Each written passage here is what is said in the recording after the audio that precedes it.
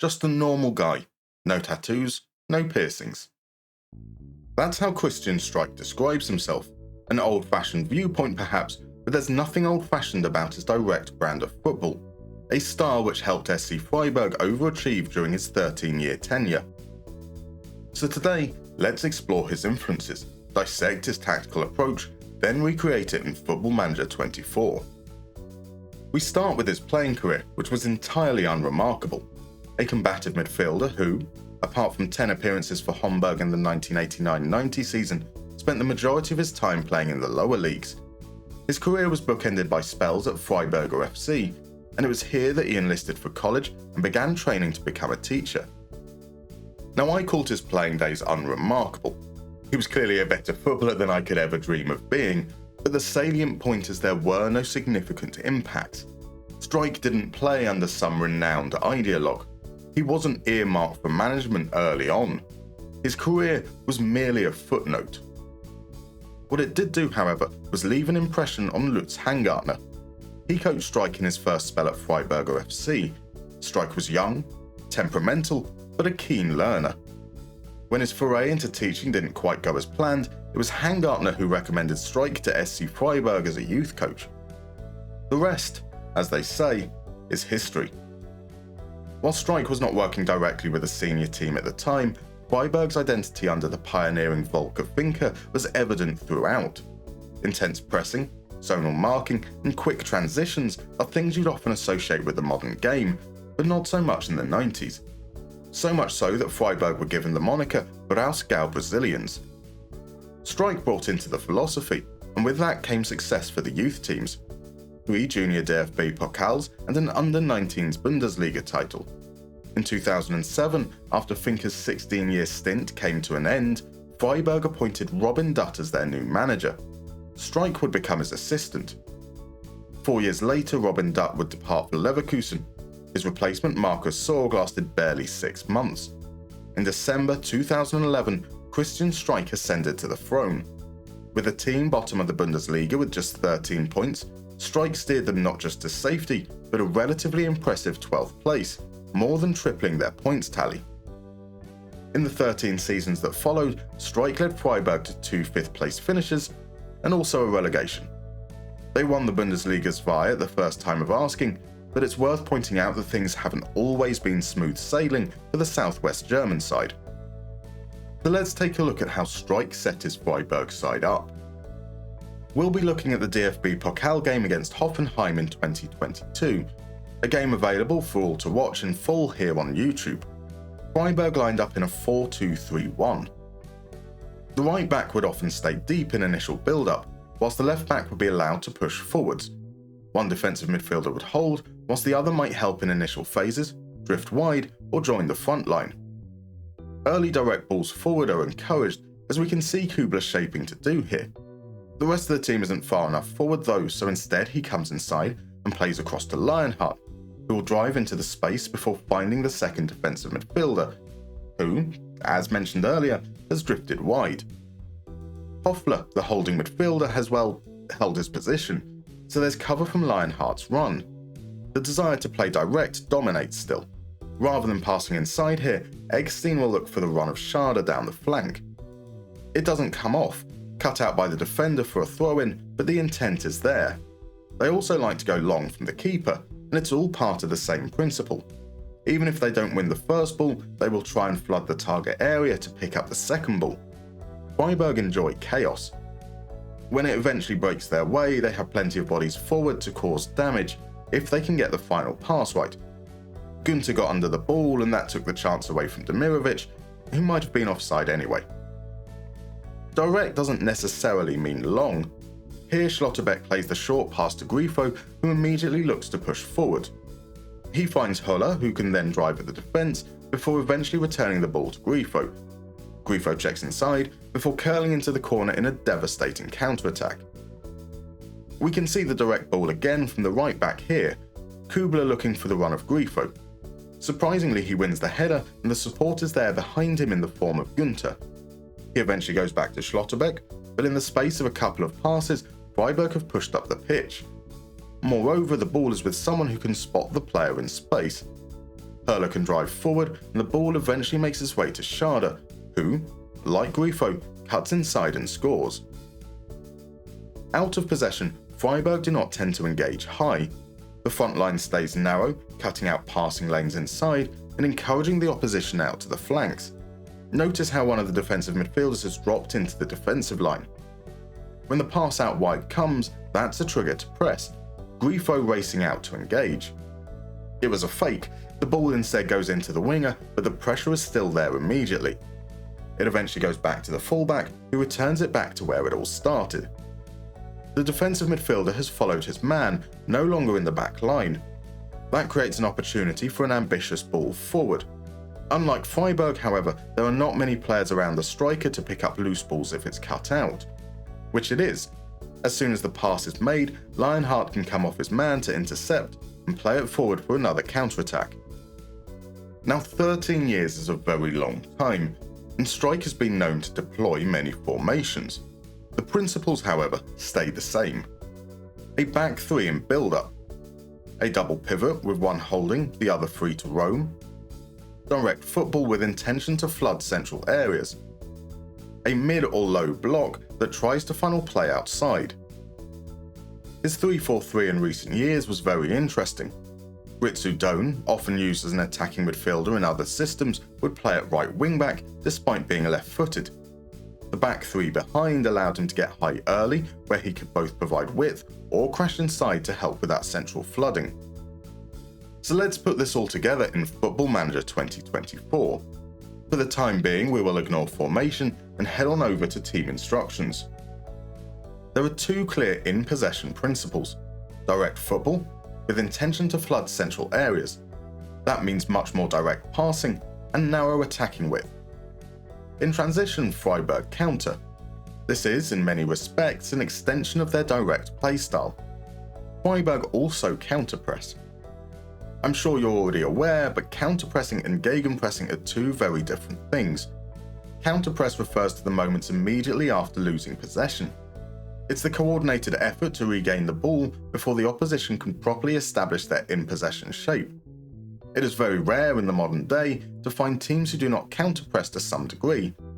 Freiburg, like everyone else, counter-press. Gegenpress refers to the intense, out-of-possession high press. This is flooding the opposition's back line and trying to force them to turn over the ball, even within their established in-possession shape. A lot of defensive principles around the idea of making the pitch as small as possible. A gegenpress looks to do this in the opposition's half. Freiburg do not gegenpress. Instead, they drop into a low block when the counterpress fails. The defensive line does not drop deep, however. Freiburg likes to be compact both vertically, that's a higher defensive line, and horizontally. For that, will invite crosses. They also like to funnel the opposition into wide areas, so we'll trap outside. Finally, an attacking mentality, as we want to take risks. This isn't patient football, nor is it cautious. Defensively organised, not defensively minded. Now, I've already mentioned that Streich is adaptable when it comes to formations, so let's try and break down the permutations. In possession, it's a back three, with the right side being wider and responsible for a lot of progression. A wide centre-back is the obvious choice here, which has three hard-coded instructions: stay wider, hold position, and cross from deep. When defending in a back four, we'd want a full-back on support and bring forward two of those instructions: hold position and cross from deep. The remaining centre-backs are just plain central defenders, good enough to play through the press when needs be, but not as risky as ball-playing defenders.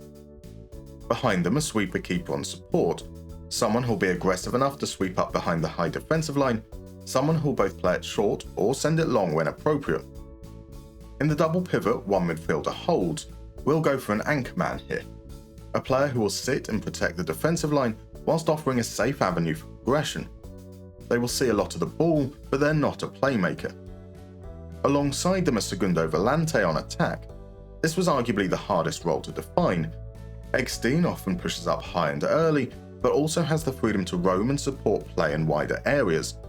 He's not, however, a playmaker, and FM doesn't really offer such a role for defensive midfield. On the left, width comes from the wide defender, a wing-back on attack. It is the same whether a back four or back five. instructed to stay wider. The right is more adaptive. Ritsu Doan in a back 5 would be best described as a complete wingback, a role that is essentially a winger with a little dash of freedom. In a back 4, we'd consider a winger on attack with instruction to roam from position. The primary striker is the only remaining static role, a target forward on support. They are an outlet from which the team can establish in the final third. They are a threat from crosses into the box. Behind him, a creator and a runner. The left-hand side is the more creative. In a 3-4-3, an attacking midfielder on support with instructions to roam from position, dribble more, and take more risks. With a back 4, they'll be used as an inverted winger, instructed to sit narrower, roam from position, and take more risks. The other is a goal threat, either as a shadow striker breaking ahead of the target forward from deep, or an attacking pressing forward positioned alongside the striker. With these roles, we can switch between multiple formations, a 3-4-3, a 4-2-3-1, a 4-4-2, all essentially achieving the same thing in possession. All that's left to do is opposition instructions. This is similar to the approach we use with Thomas Tuchel. We will show all players onto their outside foot, so a right-sided centre-back will be shown onto their right foot, a left-sided centre-back will be shown onto their left foot. We will type mark central players from the defensive midfield strata up. This is all to encourage the opposition to play in wide areas. The ball going into those wide areas is the trigger for a press. Fullbacks, wingbacks, and wingers are set to always press and tackle harder. Let's see it in action, using the 3-4-3 because I find it the most fascinating. We can see the directness in play, especially down the flanks and channels, to varying degrees of success. Of course, the goal is to move play into the opposition half, so even if we don't win the first ball, it helps to flip the field. When it does come off, it's pretty damn effective. Salah is released early, and his cross results in an equaliser. When established, our in-possession structure resembles a 3-1-6, which allows that central flooding I spoke about earlier. Here, Weishaupt and Doan hold the width. Keitel has joined the attack from his deeper position.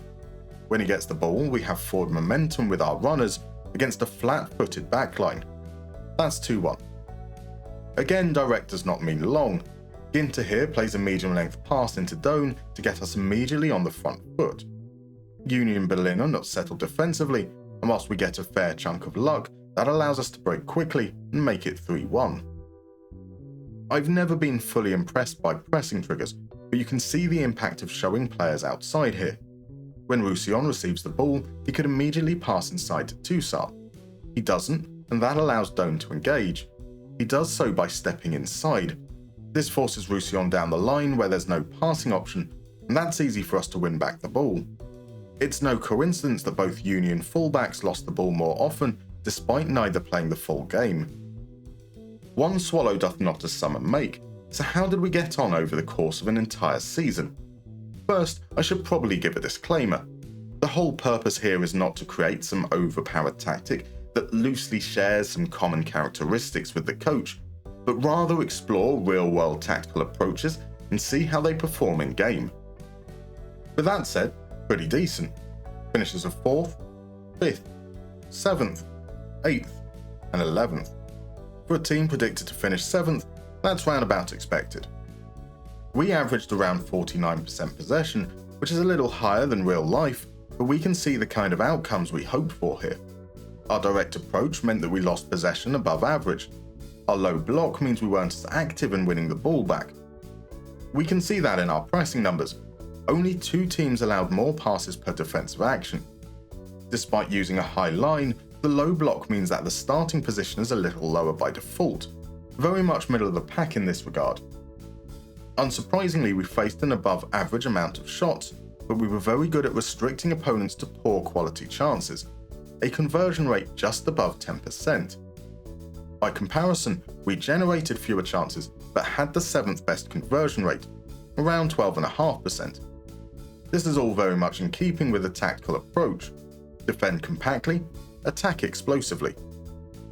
If you like direct counter-attacking football, then Christian Streich might be your manager of choice, a consistent overachiever with a tactical blueprint that can be applied at any level. In fact, I've taken a look at a handful of other teams that I think have suitable starting squads for this playstyle. as well as a couple of others who definitely don't. That will be available for Patreons, who will get access to a special Director's Cut version of this video. If you want to consider becoming a Patreon, there's a link in the description below. See you next time.